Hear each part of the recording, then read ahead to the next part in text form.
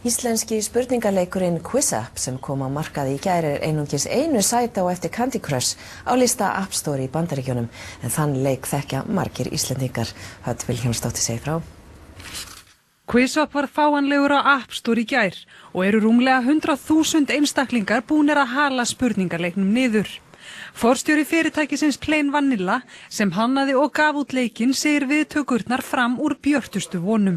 Okkar sýn þegar við byrjuðum með þetta var að reyna að búa til einhvers konar samfélagslind sem byggði á því að láta fólk leika eða spila saman leik í mismunandi áhugamálum og þetta hefur ekki verið gert áður og við vissum ekki alveg nákvæmlega hvernig fólk myndi taka í þetta en svo virðist sem komið að fólk sé bara að tryllast yfir þessu.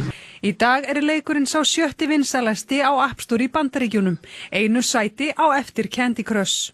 Sem hefur reyndar alltaf verið svona hálfgert markmið hjá mér, svona alltaf að byrja með, var að reyna að komast yfir Candy Crush. Mér finnst Candy Crush verið eitthvað svo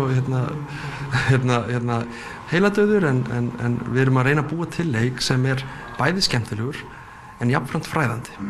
Nú þetta mjög stórt verkefni og mikið lagt í þetta. Mikið undur hjá okkur að þetta gangi vel? Já, við erum ekkert með eitthvað mörg önnur verkefni í gangi. Við erum búin að vinna þessu núna í 2 ár.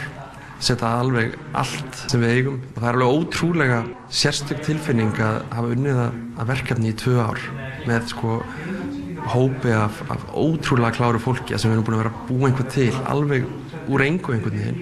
Ég að sjálfsögðu búin að hala niður appinu, fá mig notendanafni Stacy og sitja hérna að rúlla yfir nýju vini mína í útlöndum. Þar fór vinnudagurinn.